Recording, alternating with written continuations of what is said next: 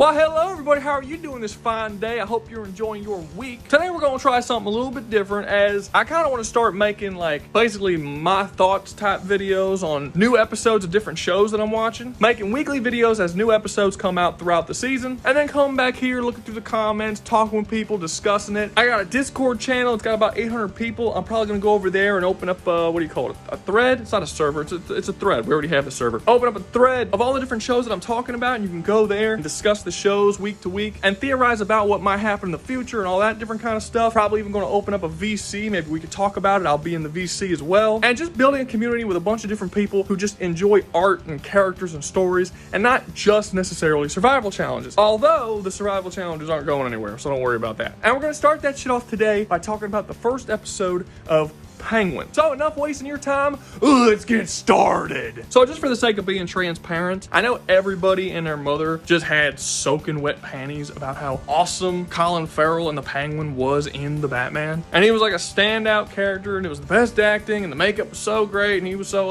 I disagree, really. Like, I do agree that Colin Farrell acted really well, and I do agree the makeup was done really well. It's extremely hard to tell that that's Colin Farrell. However, in terms of the writing for the character of Penguin in that movie, I didn't personally think that he was written in any way that any normal right-hand man grunt type of character would be written. I didn't think he was all that interesting. He didn't say or do anything that would make me say, oh yeah, like that dude is the Penguin. That is the Batman villain, the Penguin. He just seemed like a basic bitch kind of gangster side character. So from the very beginning, I wasn't really interested in watching the show because they didn't win me over in the movie with his character. Now, don't get me wrong, I do understand the idea was to build up his character over the course of a couple of movies. I get that, but his introduction should have been bigger than it was. That's the Penguin. The fact that Carmine Falcone just seemed like a way more interesting and bigger threat than the Penguin did seemed odd to me. Like, at bare minimum, it should have been Carmine Falcone is a threat, but there's also this other guy under him that you really need to look out for because he's going to be a fucking problem. And that feeling's not really there. Penguin just sort of existed in that movie. So right out the gate when I started watching this show, I did enjoy the trailer, but that's really the only reason why I was watching the show, because I liked the trailer. I wasn't really digging the Penguin. And luckily for me, the entire first episode of this show is completely devoted to making you understand what kind of person the Penguin is. It does a phenomenal job, and it does it super fucking subtly. Like, for instance, they introduced this young kid character in the show. Dude's like fucking 30 years old, but he plays a kid in the show, and he's sort of like a sidekick protege type character to the Penguin. And normally this annoys me because when you bring in a kid character to be the sidekick of like a darker character, that kid is almost always just used as a plot device to make that evil character less evil and sort of fake character development. But they don't do that here. Instead, the kid is used to reveal things about Oz to the audience that we otherwise wouldn't be able to see if he wasn't. And a lot of it is done in a very subtle way that isn't lazy exposition or like trying to force shit in your face. You know what I mean? Like, for instance, when he meets the kid is trying to steal the tires on his car. He starts shooting at the kid and he threatens him, and you think he's gonna fucking kill him. And as you learn later on in the episode, he absolutely was gonna kill him. But while he's threatening his life, the kid starts to stutter out of fear. And this makes Oz's whole demeanor completely change about how he's treating this kid. And as you watch the episode, you start to see exactly why that is. Oz is a guy who was born with a deformity, who is an outcast of society due to his really weird looking appearance. In real life, kids who have stutters as children will often lose those stutters, but then later in life, those stutters will come back under heightened stress. The stutter being revealed in the kid showed Oz that this kid was also born with a disability, and he saw a bit of himself in the kid. None of what I'm saying is directly stated in the show. It's all done through visual cues and characters just reacting to the things that happen around them. You see the kid start to stutter, you see Oz's reaction to the kid stuttering, and then you later in the show see his deformity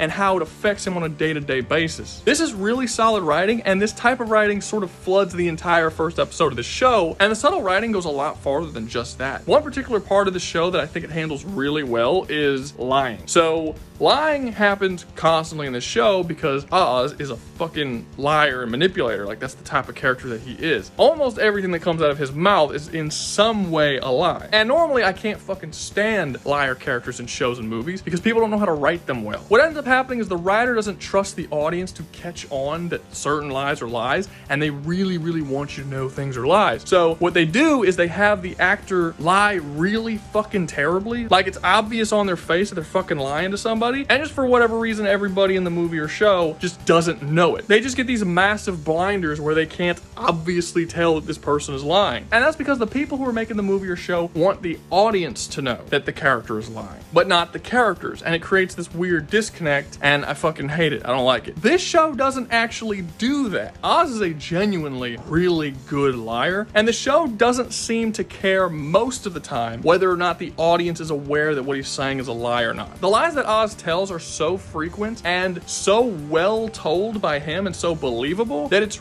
really hard to get a grasp on what is the truth and what isn't. And this makes Oz a way more interesting character. Sometimes you know and it's obvious. When he tells somebody that he didn't kill this guy and then gives this really convoluted lie as to how he couldn't have possibly killed this guy, even though you saw the guy get killed a couple scenes ago, obviously you know he's lying because you saw it happen. However, there's other times where it's way more up in the air because you don't have all the information as a viewer. For instance, there's this one scene where he's talking to the kid and he's giving him this massive inspirational speech about how the kid can be more than what he is and he can have ambition and really become something in this city. And I honestly wasn't sure if he actually genuinely cared about this kid or if he was just telling this kid what he wanted to hear so that he can manipulate him. I had no idea. And I liked the fact that I did not have any idea, because while I do feel like I know Oz a good bit, I don't exactly know just how evil he is. And at this point, it wouldn't really surprise me if at the end of the season, he ends up killing this fucking kid and you find out that everything he's been telling this whole time was just manipulations, because everyone who's not this kid is constantly being manipulated by Oz. However, there are a couple of times when this really good writing sort of disappears for a second, and I'm not gonna lie, it bothered me. For instance, there's this one scene where Oz is talking to Sophia Falcone, and Sophia is questioning him about the death of her brother, who Oz very clearly did kill. We saw him kill. And he gives really good lies to kind of convince her that he didn't actually kill him. And throughout the whole conversation, the actress playing Sophia is doing a really good job of making it unclear whether or not she knows Oz is involved or not. The scene is very reminiscent to a scene in Inglourious Bastards where Hans Landa is talking to that chick whose family he murdered earlier in the movie, and everyone loves that scene. You watch that scene and everyone says the same thing. Does he fucking know that she's a Jew? And the great thing about that scene in that movie as a whole is you never find out if he ever knew. They don't tell you, and it just makes Landa so much more interesting. This show almost does that with the scene with Sophia, but then at the end of the conversation, right before Sophia leaves, she walks up to Oz and whispers some shit in his ear that makes it very clear that she knows. And it breaks all the tension of the scene. And later on in the show, when Oz is talking to his protege and he's telling him Sophia might know, and if she doesn't know, she's probably gonna figure out pretty soon, you're kind of just annoyed with him because obviously she knows based on what she just said to you in your ear. Like, you should be smarter than this. So for the most part, it does the lying stuff in the show really well, but a couple of times it breaks it, and I was annoyed that it broke it. So what you end up having here is a really solid crime drama that also doubles as a character study of the Penguin. And for a show about the Penguin called The Penguin, that's really all I wanted, and that's what I was given. If you like stuff like Sopranos, Boardwalk Empire, The Wire, The Gentleman, which was a show that came on Netflix earlier this year, I think it might have been last year, you're gonna like this. This is a really solid crime drama about a criminal who, out of impulse, kills some dude he's not supposed to, and then tries to climb his way out of a hole that he dug for himself, while also trying to use it as an opportunity for a power grab. And it's pretty interesting to fucking watch. Now, as for negatives, well, these aren't really negatives, but there's stuff that you kind of look at and you're like, why? Right? Like, you didn't have to do that. And as for those, there's really two. One, the one that everybody agrees with, and I agree with too. The fact that you changed Oswald Cobblepot's name to Oz Cobb is stupidly fucking annoying. I don't know why. Well, okay, that's not true. I do know why. I actually looked it up to see what was the reason for you changing his name to Oz Cobb, which is a stupid fucking name. And I looked it up, and basically Matt Reeves and everybody else felt that Cobblepot was not a real sounding name. It sounded like a fake name, sounded like a name you would hear in a Saturday morning cartoon or a children's comic book, but doesn't sound like a name you would hear in real world. So they changed his name to Cobb, which is an actual real last name. This is stupid. For one, you're wrong. Cobblepot is actually a real name. It's an English name. It does exist in the real world, but also it sounds more real than Oz Cobb. Oz Cobb sounds like a stupid fake name. It doesn't ring off the tongue very well. It's not catchy in any way. There's nothing wrong with having your main character have a catchy name. Tony Soprano is a catchy name. Oz Cobb sounds uncomfortable to say. It's a bad name. And even so, let's say for a second that Cobblepot is a fake name. Everyone and their mother knows Oswald Cobblepot. Whether it's fake or not, that sounds right to people's ears because they're so used to hearing it. Oz Cobb sounds weird because we've never heard that name. It sounds odd. It sounds strange. It sounds fucking fake. So even if Cobblepot was a fake name and Cobb was a real name, Cobb still sounds like the faker name out of those two. This is a dumb reason. You should have just kept Oswald Cobblepot. I'm never going to call this motherfucker Cobb. I'm going to call him Oz, or I'm going to call him Penguin, because Oz Cobb just sounds stupid. The other thing that I noticed while watching this show is really only going to be a problem for people that may have seen Gotham, which I don't know how many people that is because Gotham fucking sucked. But basically, this version of Penguin is so similar to the Gotham version of Penguin. There's no way that they did not take inspiration from that version. So I'm not going to lie and say that I know everything about Penguin and all the different iterations in the comic book, but I know a couple. Generally speaking, the Penguin that I know was born in a very rich, wealthy family known as the Cobblepots. But he looked weird, he had a weird appearance, and he was overall a weird guy, and he was outcasted by his family. In some versions, his family actually goes bankrupt and they lose all their money.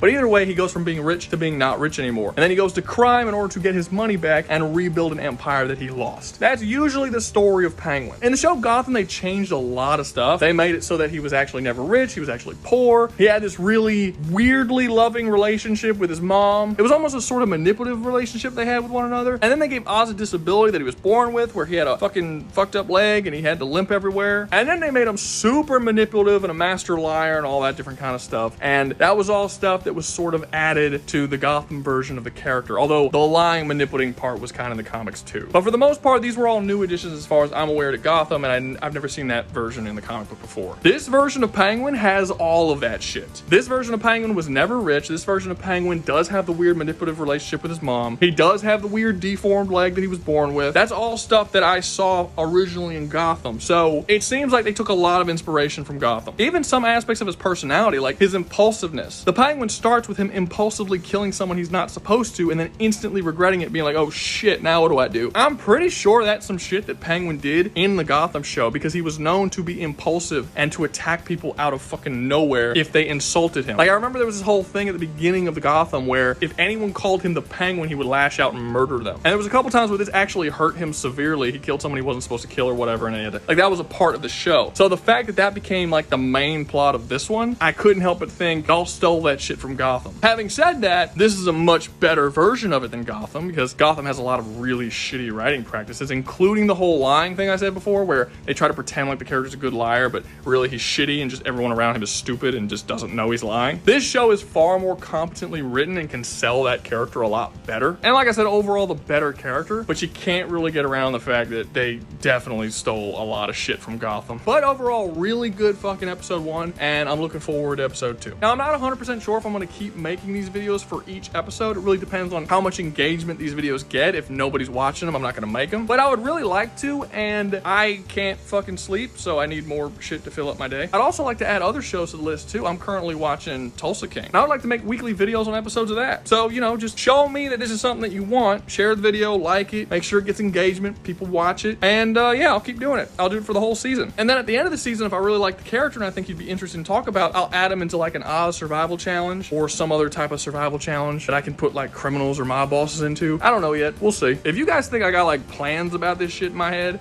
y'all haven't been paying attention. But that's gonna be all for me. Hope you enjoyed the video. If you did, make sure to like, subscribe, comment, share, and join the membership. Join the membership and you get videos early. And always remember, y'all stay safe out there, you hear?